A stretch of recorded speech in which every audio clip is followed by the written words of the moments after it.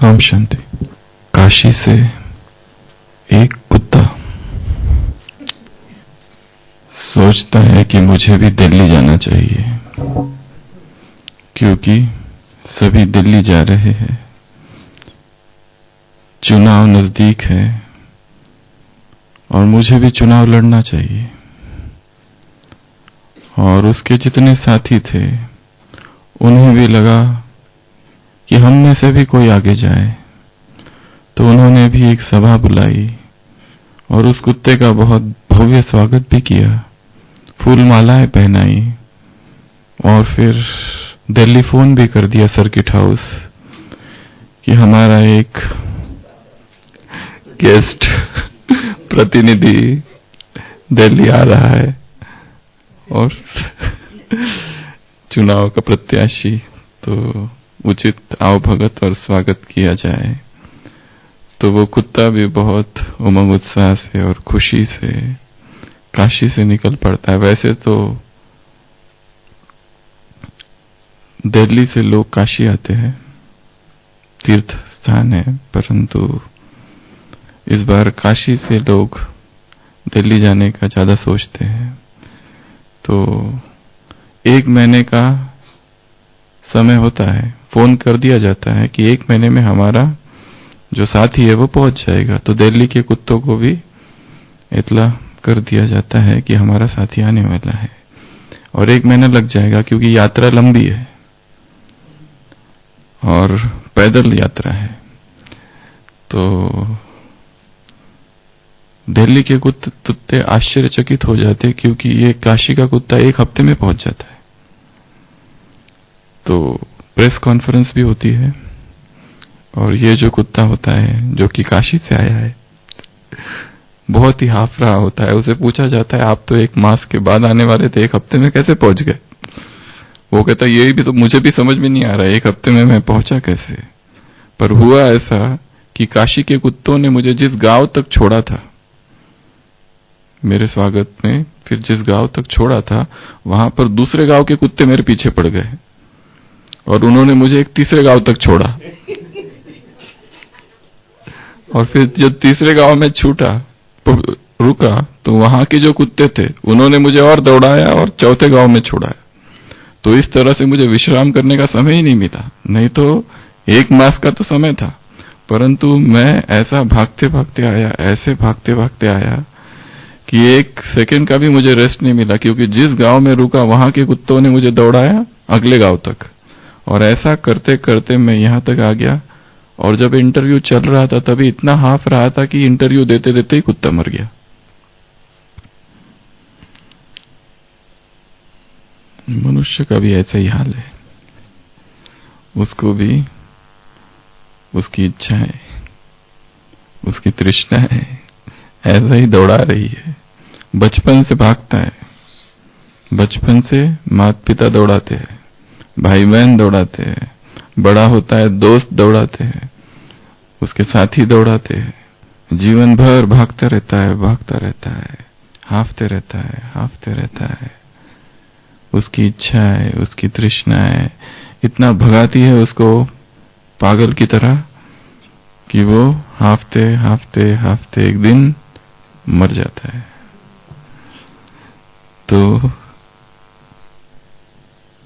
सबसे पहली बात हमने कर्म फिलॉसफी में देखी थी, कर्म गति के 12 सूत्र।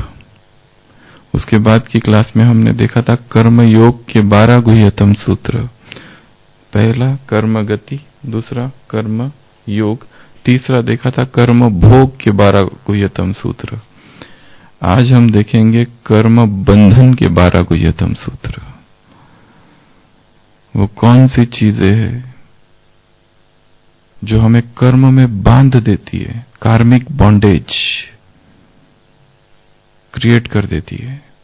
हम हर एक चाहता है कि कोई कर्म बंधन ना हो, परंतु कर्म बंधन बन जाता है, बड़ा दुख देता है, बड़ी पीड़ा होती है। आज भी कहा, कर्म जीवन मुक्त, तुम शांत में चले जाएंगे। परंतु इस प्रक्रिया में ऐसी वो कौन सी बातें, कंपोनेंट्स कॉजिंग कार्मिक बॉन्डेजेस, ऐसे वो कौन से कंपोनेंट्स, कौन से तथ्य, कौन से सिद्धांत, बातें, ऐसी कौन सी वो चीजें हैं जो कर्म में बंधन क्रिएट कर देती है? वो कौन सा तंत्र है? आज कहा ना तंत्र, वो कौन से तंत्र है कि जिसके वजह से कर्म बंधन बन जाता है? तो हम देखेंगे ऐसे 12 कर्म बंधन के कारण। सबसे ज्यादा कर्म बंधन में जैन फिलॉसफी में बातें लिखी हुई है, सबसे ज्यादा बहुत विस्तार किया हुआ है कर्म बंधनों का, कर्मों के प्रकार का, और वो कैसे कैसे आत्मा को बांधते हैं और कैसे लक्ष्य है आत्मा कर्म बंधन से मुक्त हो जाए, केवल सत्य, केवल अवस्था को प्राप्त हो जाए, कैवल्य को प्राप्त हो जाए। तो ऐसी बहुत सी चीजें हैं जो हमें कर्म में बांध देती है, और बिना कर्म किए कोई नहीं रह सकता, एक पल भी नहीं रह सकता।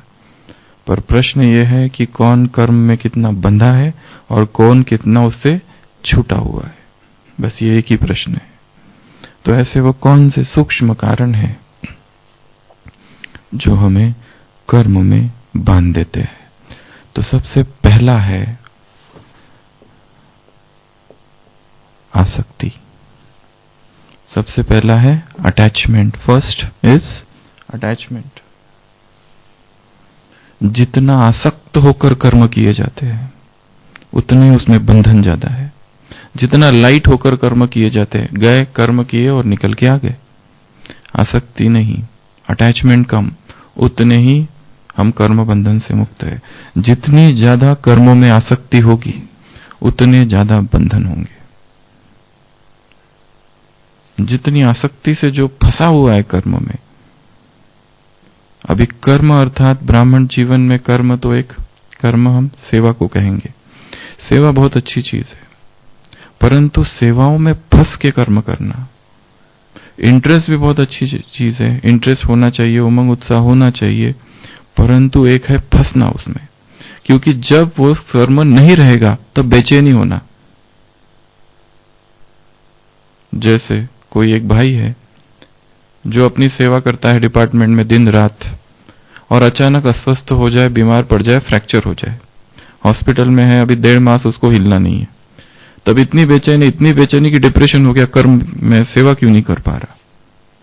इस बात को स्वीकार और एडजस्ट नहीं कर पा रहा, इस बात को लेकर कि अभी मेरा ये पार्ट है, अभी मुझे ये करना है, अब तक वो सेवा थी, अब ये भी सेवा है।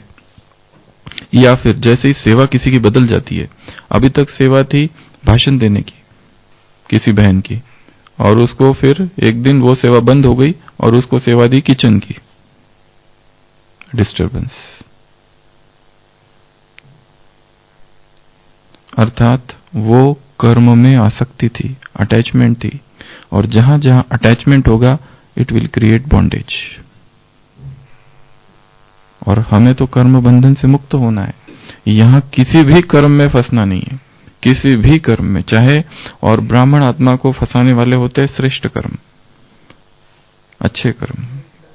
वो हीरे की डाली है, वो सोने का क्या जंजीर है सोने की, कहीं ना कहीं वो फंस जाता है, अच्छे कर्म करते हुए भी फंस जाता है उसमें। इसके लिए तो वो जो कहा हुआ है 3 डाकू है, 3 रॉबरर्स, सतो रजो तमो, तीनों भी डाकू है। पहला जो है, जैसे एक व्यक्ति जंगल से गुजर रहा है, उसको चोरों ने पकड़ लिया, डाकुओं ने पकड़ लिया, और पहले डाकू ने उसे बांध दिया, दूसरे डाकू ने उसकी बहुत पिटाई की, निकाल सारा माल, और सारा माल ले लिया।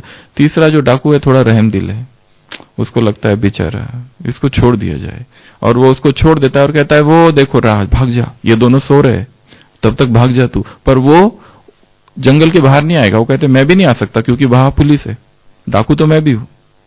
पहला जो है वो तमोगुण है जो बांध देता है, दूसरा जो है वो रजोगुण है, बहुत पीटता है, बहुत मारता है, और तीसरा जो है सतोगुण है। सतोगुण कहता है कि छूट जा और वहां जा, वहां आगे तेरा मार्ग है, सतो प्रधान, वहां पर मैं भी नहीं आ सकता पर क्योंकि मैं भी डाकू हूं। तो शुद्ध कर्म, श्रेष्ठ कर्म भी बांध देते हैं। तो सबसे पहली चीज, जो भी कर्म किए जाए वो कैसे हो? अनासक्त, अनासक्त भाव से किए हुए। कर्म किया, सेवा की, सेवा करके निकल के आ गए, बस। अभी वहां से किसी से कोई लेना देना नहीं, कोई आसक्ति नहीं, बस बाबा बाबा कहते रहना, दैट्स इट। कल कहा ना 21 आदतों में से एक आदत है बाबा बाबा बोलने की आदत। बड़ी अच्छी आदत है ये। तो एक है बोलना मुख से, एक है मन से। मन से, मन वाली जो है वो ज्यादा शक्तिशाली है। तो मन से भी बाबा बाबा बाबा, अनहद नाद, जप अजपा जाप चलता रहे। तो कर्म को बांधने वाली सबसे, कर्म में बांधने वाली सबसे पहली चीज है आसक्ति। दूसरी चीज है अपेक्षाएं। सेकंड अपेक्षाएं। अपेक्षाएं अर्थात एक्सपेक्टेशंस। कर्म किया, एक्शन, डीड, और साथ में एक्सपेक्टेशंस है। बहुत सी एक्सपेक्टेशंस है। इच्छा अलग, एक्सपेक्टेशन अलग। एक्सपेक्टेशन अर्थात हम दूसरों से कुछ चाहते हैं। मैंने ये किया तो दूसरे मेरी तारीफ करे, प्रेज, एक्नॉलेजमेंट, रिकॉग्निशन। मैं कुछ भी करूं तो मुझे ये हो, अपेक्षाएं होती है। इच्छा मेरी अपनी, वो भी एक दूसरा है, आएगा आगे। इच्छाएं अपनी, अपेक्षाएं दूसरों से, अपेक्षाएं दूसरों से, एक्सपेक्टेशंस।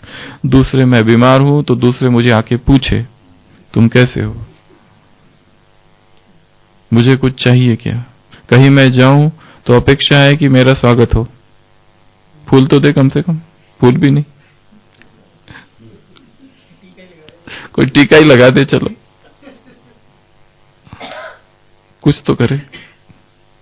हॉस्पिटैलिटी कोई तो करे, हमने भी की थी, हम तो हमेशा ही करते हैं, पर रिटर्न में वही चाहिए, ये अपेक्षा है। और जहां अपेक्षा होगी वो कर्म साधा कम नहीं होगा, वो बंधन बन जाएगा, क्योंकि वो बांध देगा, वो आसक्ति क्रिएट करेगा, फिर उसके संकल्प चलेंगे।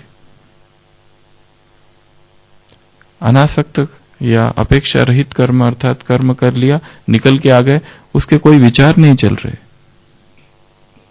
कोई भी विचार नहीं चल रहे, कर्म हो गया, पूरा हो गया, चल दिया आगे। तो सेकंड है अपेक्षाएं, एक्सपेक्टेशन। तीसरा है अज्ञान। अज्ञान, इसको जैन धर्म में 4 कारण बताए हैं कर्म बंधन के। उसमें से प्रथम कारण जो है मिथत्व। मिथत्व अर्थात मिथ्याचरण, अर्थात अज्ञान। अज्ञान की स्थिति में कर्म करना, जहां पर यह विस्मृत हो रहा है श्रेष्ठ कर्म क्या है, पाप कर्म क्या है, कुछ भी याद नहीं है, बस किए जा रहे इंपल्सिव एक्शंस विदाउट एनी फोरथॉट। ऐसे अज्ञान में जो कर्म किए जाते हैं वो बंधन के कारण बन जाते हैं। इसके लिए कर्म करते समय हमने देखा था कर्म योग में एक बात थी, त्रिकालदर्शी स्थिति। त्रिकालदर्शी स्थिति का न होना, अज्ञान में कर्म करना, अज्ञान की अवस्था में कर्म कर रहे, कुछ विस्मृति है उस समय, क्योंकि ज्ञान का कोई खास चिंतन चल नहीं रहा है, श्रेष्ठ कुछ नहीं हो रहा है मन में। इसके लिए बस सामने आया, कर दिया, और फिर बाद में पता चला ये नहीं करना चाहिए था, बाद में पता चला ये तो बड़ा ही अज्ञान था।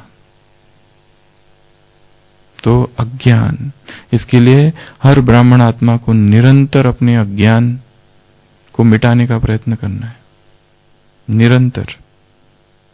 आज की मुरली में है, कोई कोई बाबा से कहते हैं बाबा हम 75% याद में है, बाबा कहते हैं इम्पॉसिबल। अरे सबसे आगे जाने वाला ही कहता है, खुद कहता है मैं भूल जाता हूं, और तुम किस खेत की मूली हो।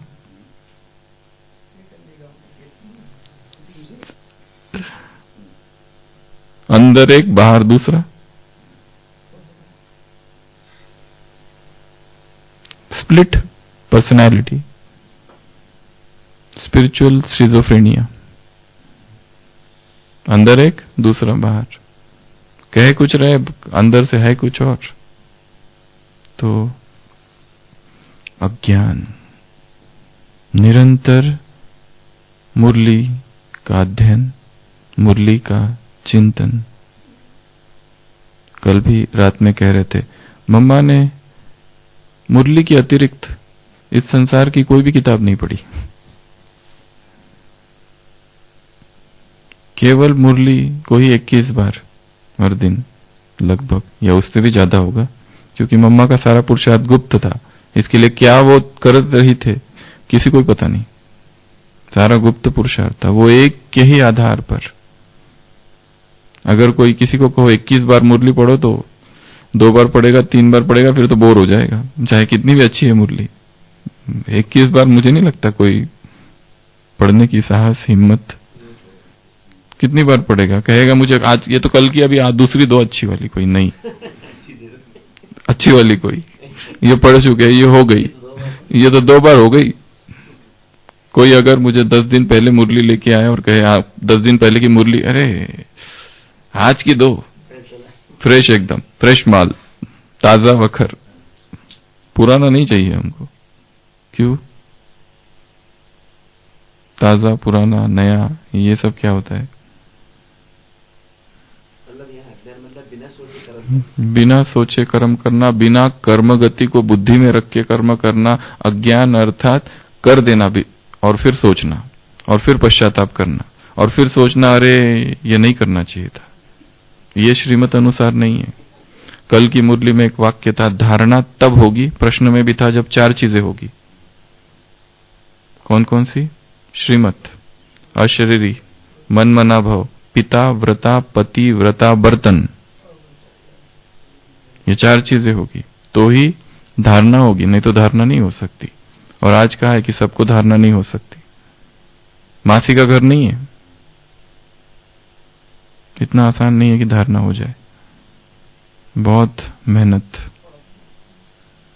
क्योंकि जन्म जन्म के पाप बहुत है आत्मा में, विकर्मों की याद ज्यादा है, उसकी स्मृतियां है, पास्ट के विकर्मों की स्मृति, वो उसको आगे करने, पुण्य करने नहीं देती, आत्मा को धारणा होने नहीं देती है, क्योंकि जो भी कर्म किए हैं उनके संस्कार बन चुके हैं, और वो संस्कार याद आते रहते हैं।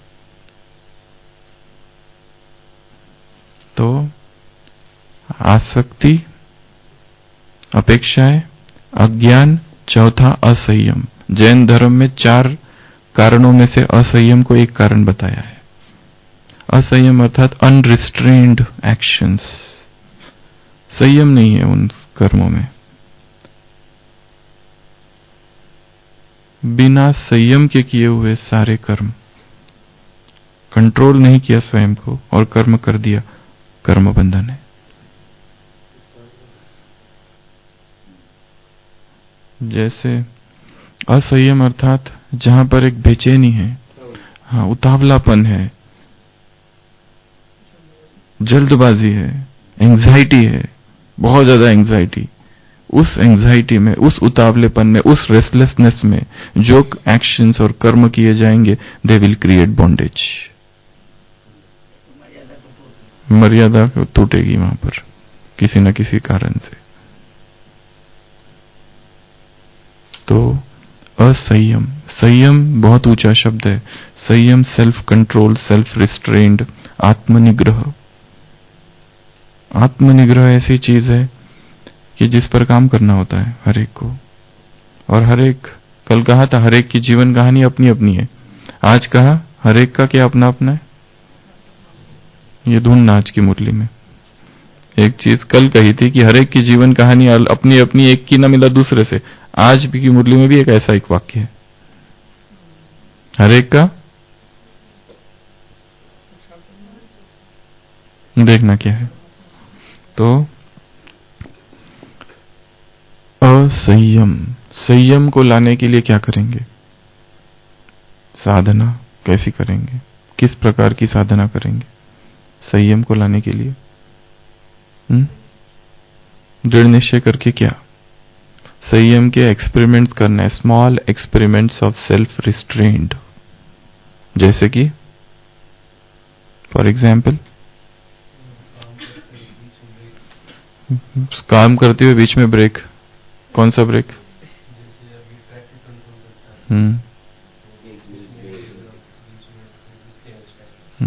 ट्रैफिक कंट्रोल के जो 3 मिनट है उस पर काम करना है। उसको 3 मिनट को तीन पार्ट में डिवाइड करना है। First minute, second minute, third minute.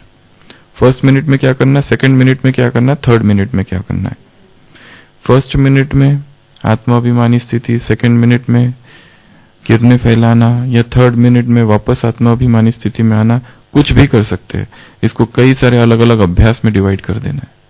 3 minutes में फरिश्ता स्वरूप या परम धाम में चले जाओ, या अशरीरी हो जाओ, या आसपास की आत्माओं को सकाश दो, या आत्मा देख लेना सबको, या अपने आप को संभाल लेना, या अपने आप को चेकिंग कर लेना।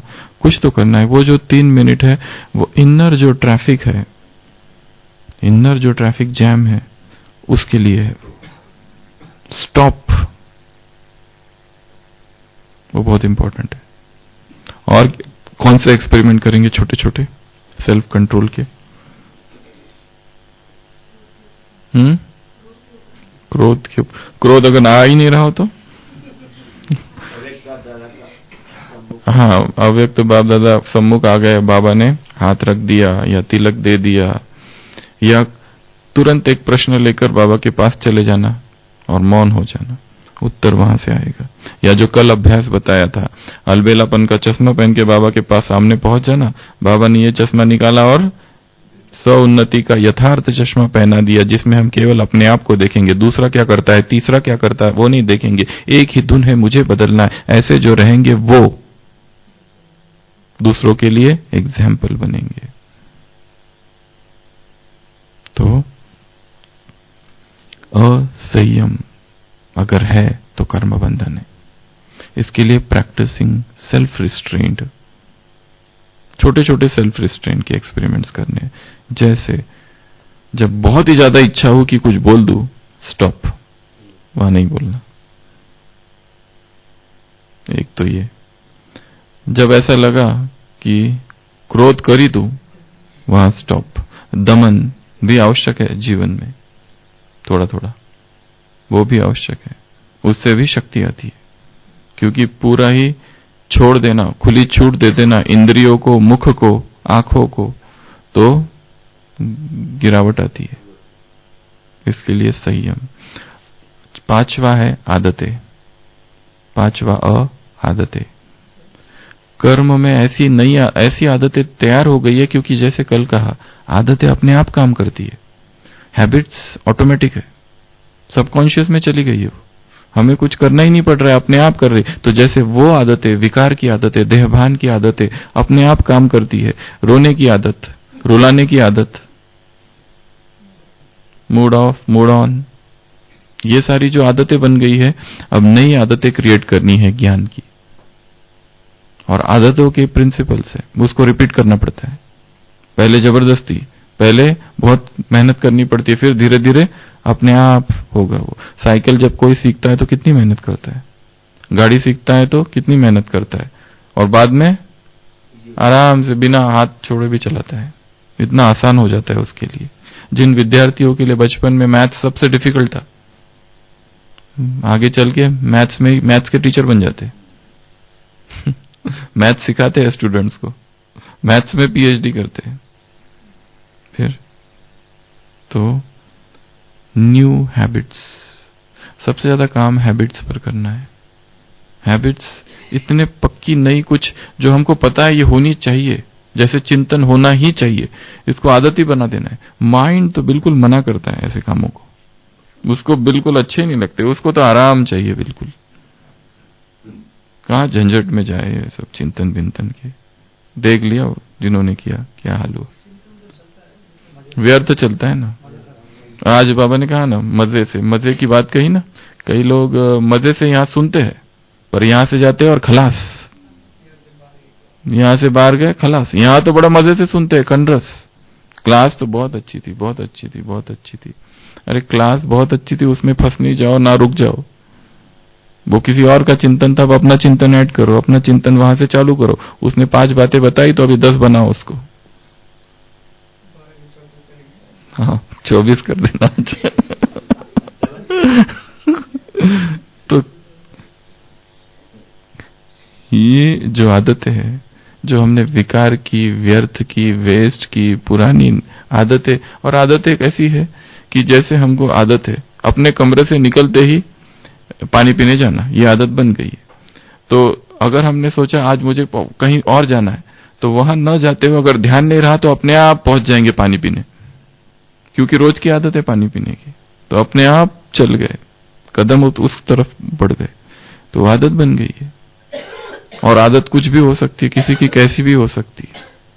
उसको अच्छी पॉजिटिव में आदत डाल, तो नई आदतें क्रिएट करनी, और ये अपने लिए ढूंढना है कि मैं कौन सी नई आदत निर्माण करूं, क्रिएट करूं, कौन सी, और दूसरों से देखना किसको कैसी आदत है, कोई फायदे वाली है क्या, जो मैं सीख सकूं उससे। दूसरों की आदतें सूक्ष्म स्टडी करते रहना। कुछ कुछ लोगों की बहुत अच्छी अच्छी आदतें होती है, हाँ, पर उसको भी नहीं बताना, चुपचाप अपना अपना सीख लेना और चोरी कर लेना अच्छी आदतों की, गुप्त चोरी।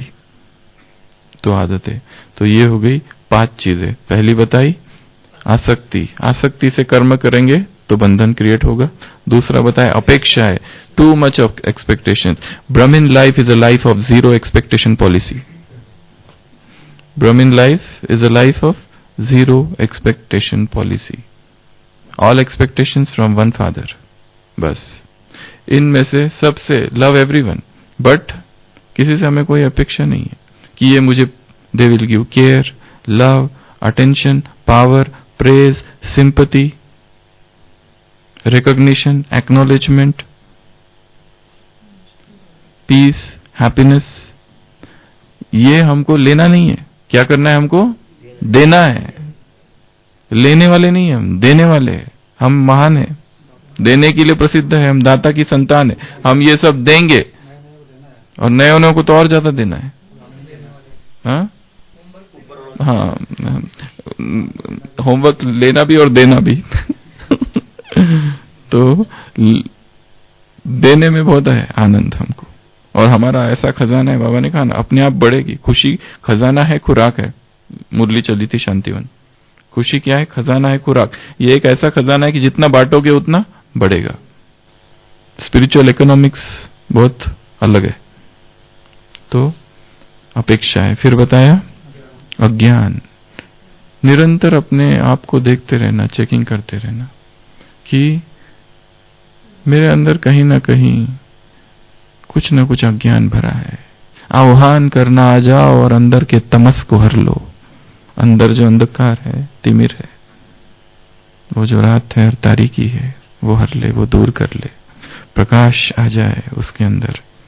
मेरे मन के अंध तमस पर ज्योतिर्मयी उतरो, वो ज्योतिर्मयी अंदर उतर जाए।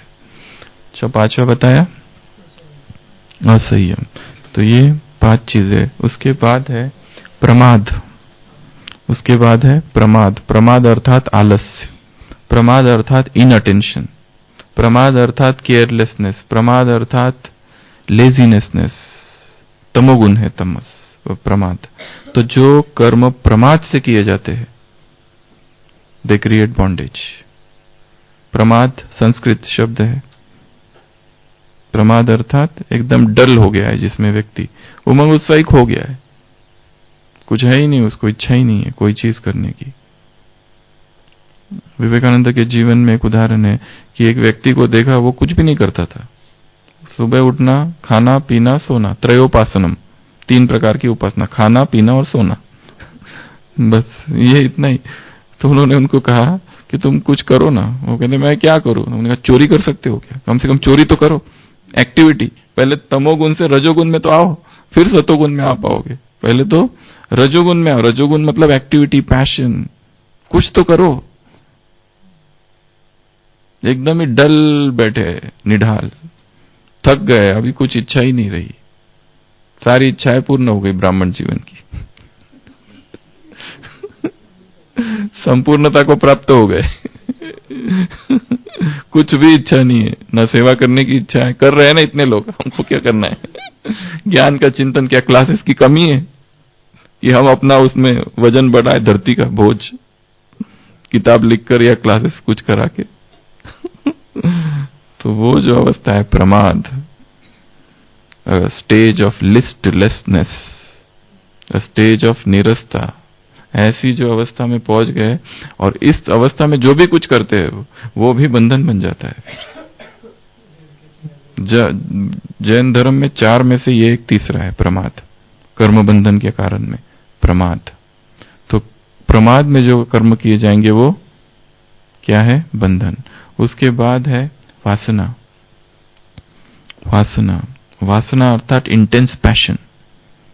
पैशन में जो, ग्रीड में जो कर्म किए जाते हैं, बहुत ज्यादा पैशन एक अलग चीज है। वासना एक ऐसी चीज है कि उसके वशीभूत जो पाप, जो भी कर्म किए जाते सब पाप कर्म हो जाते। वासना, तो वासना अधीन जो कर्म व्यक्ति करता है वो सब क्या हो जाते हैं? बंधन बन जाते हैं। तो प्रमाद, वासना, और तीसरा है स्वार्थ। स्वार्थ, सेल्फिशनेस। जितने हमारे कम निस्वार्थ हो जाए, सेल्फलेस हो जाए, फिलैंथ्रोपिक, एल्ट्रुइस्टिक हो जाए, उतने ही हम कर्म बंधन से मुक्त है। और जितना जितना स्वार्थ भरा है कि ये करूं तो ऐसा हो जाए, वो करूं तो वैसा हो जाए, वहां पर फलीभूत नहीं होते हैं। जैसे वो रामकृष्ण परमहंस एक उदाहरण देते थे। एक व्यक्ति था, शव साधना कर रहा था। जैसे बंगाल में काली की आराधना करते हैं ना, तो शव जो होता है ना, मृत, उसको भी रखते हैं और साधना करते हैं, उसको शव आराधना कहते हैं। तो वो उस तरह की आराधना, पूजा पाठ, कर्मकांड जंगल में एकांत में की जाती है। वो तांत्रिक वाली टाइप की साधना है वो। और वो देवी की आराधना करता था, कई दिनों तक किया, नहीं आया, देवी प्रसन्न नहीं हुई। और एक दिन एक बाघ आता है और उसको पकड़ के खा के लेके चला जाता है। एक व्यक्ति डर के मारे उसी जंगल से गुजर रहा होता है, बाघ के भय से झाड़ पर चढ़ा हुआ होता है, उसी झाड़ पर, और नीचे देखता है बाघ ने इसको खा के चला गया। तो जाने के बाद वो उतरता है भयभीत, वो तो डरा हुआ है, और वहां पे सारी सामग्री इकट्ठा है रखी हुई पूजा की। तो वो पूजा की सामग्री में चलता है, चलो जाते जाते कुछ देवी माँ का थोड़ा सा कुछ कर लूं फिर निकलूं। करता है तो देवी माँ प्रसन्न होकर खड़ी हो जाती है। बोलते हैं, अरे कमाल है तुम्हारी, मैंने तो कुछ किया नहीं, ना भक्ति की, ना ज्ञान, ना कुछ, ना आराधना, ना साधना, तुम मुझ पर प्रसन्न हो गई। माँ देवी कहती मांग जो मांगना है, वो बाद में, पहले ये बताओ प्रसन्न क्यों हुई? तुमको तो प्रसन्न उस पे होना चाहिए था।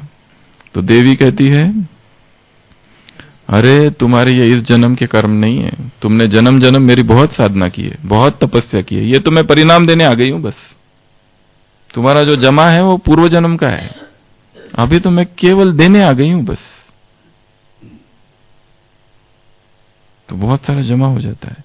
और जो पहला व्यक्ति था वो जो कुछ कर रहा था उसमें आसक्ति थी, उसमें फल सब कुछ था, उसकी आसक्ति, वासनाएं, सब कुछ समाया हुआ था, इसके लिए उसको कुछ नहीं मिला। और शायद अगले जन्म में होगा उसका पाठ।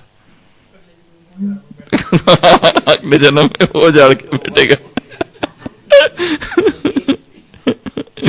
तो हमारे साथ बहुत कुछ चल रहा है, हमारे साथ, हम इस जन्म का नहीं, हम बहुत सारे जन्मों के विचार हमारे साथ है, बहुत जन्म जन्मों की साधना है। इसलिए कोई कोई आता है और एकदम तपस्वी बन जाता है, और हम इतने सालों से तपस्वी नहीं बन पा रहे।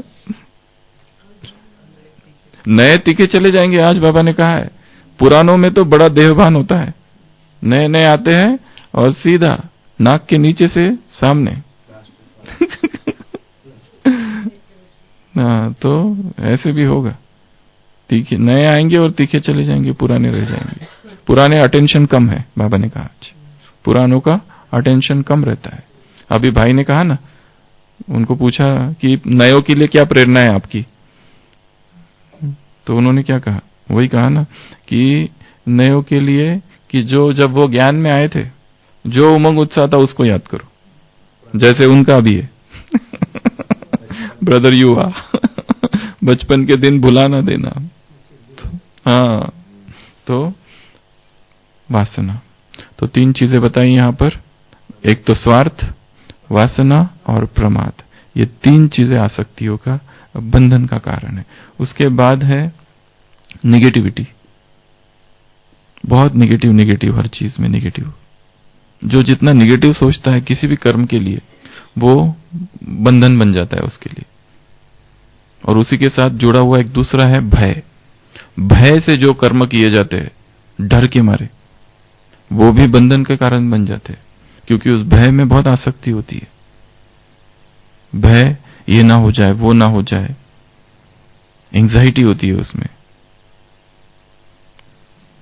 तो ये दो चीजें, निगेटिव और भय, ये भी क्या है, कर्म बंधन के दो बड़े कारण हैं। ये आइडेंटिफाई करना है कि मेरा सहज नेगेटिव किन किन बातों पर चलता है। सहज, मैं करता नहीं हूं कुछ, सहज अगर कुछ हो जाए तो सहज नेगेटिव कहां और कैसे चलता है। और व्यक्ति को पता नहीं, एक आसक्ति है नेगेटिव से, उसको बहुत जल्दी स्वीकार कर लेता है। यदि मेरे पास कोई किसी की तारीफ करने आए कि ये भाई बहुत अच्छा है, तो मुझे प्रमाण चाहिए, प्रूव करके बताओ वो अच्छा कैसा है। कोई दूसरा आकर मुझसे ये कहे कि इसमें ये अवगुण है, मुझे कोई प्रमाण नहीं चाहिए, तुरंत मैं स्वीकार कर लेता हूं। क्योंकि मेरे अपने भी अनुभव है। कोई अगर कहे, कोई एक ऐसी उधर उधर की बातें कहे किसी के बारे में, कही सुनी बातें, तुरंत मैं बिलीव कर लेता हूं। I don't need any proof. क्यों? क्योंकि मन का स्वभाव पता नहीं ऐसा हो गया है कि उसको निगेटिव ज्यादा आकर्षित करता है। पॉजिटिव के लिए उसको संकल्प करने पड़ते हैं, बैठना पड़ता है, सामान लेने पड़ते हैं। निगेटिव के लिए कोई सामान लेता है क्या?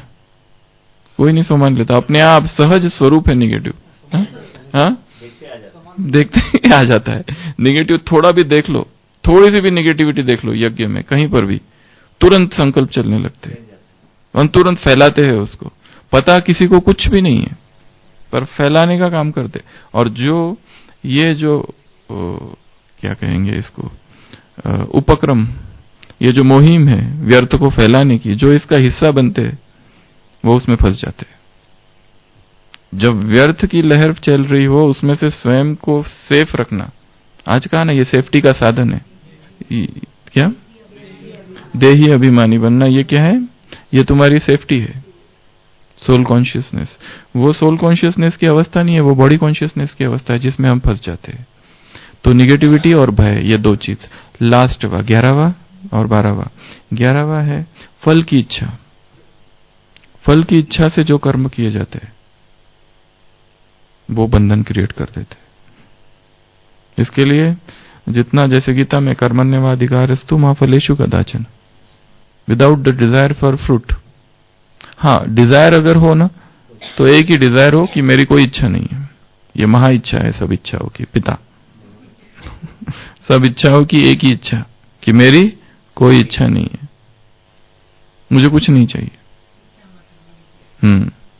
और लास्ट है, एक तो फल बताया, दूसरा है लास्ट नाम और सम्मान की इच्छा। ये दो इच्छा है। 12th, नाम मान शान। जो भी कर्म करो वो दिखावे के लिए ना हो। जो मैं दिखावे के लिए करता हूं वो मैं नहीं हूं, वो मेरा एक दूसरा स्वरूप है, आडंबर है, वो ढोंग है।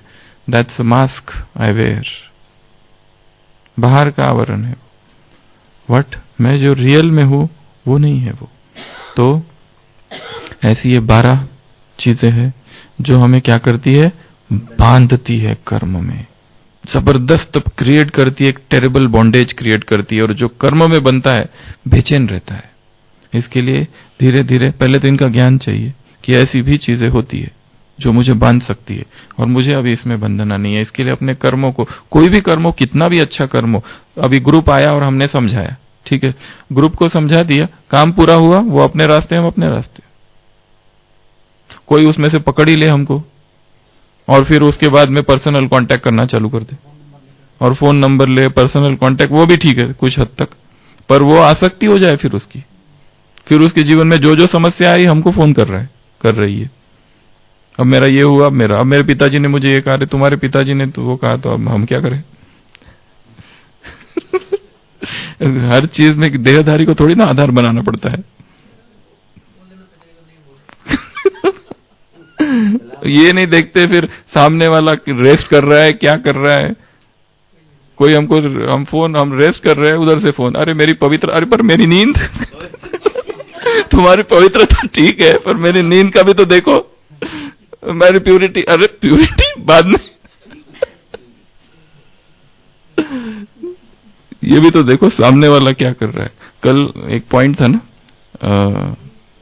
गिविंग स्पेस टू अदर्स, और एक दूसरा भी पॉइंट था कि दूसरों को भी समझना, टाइम नहीं, और एक था कोई एक कि जिसको सामने वाला क्या कर रहा है वो भी समझना कौन सा था?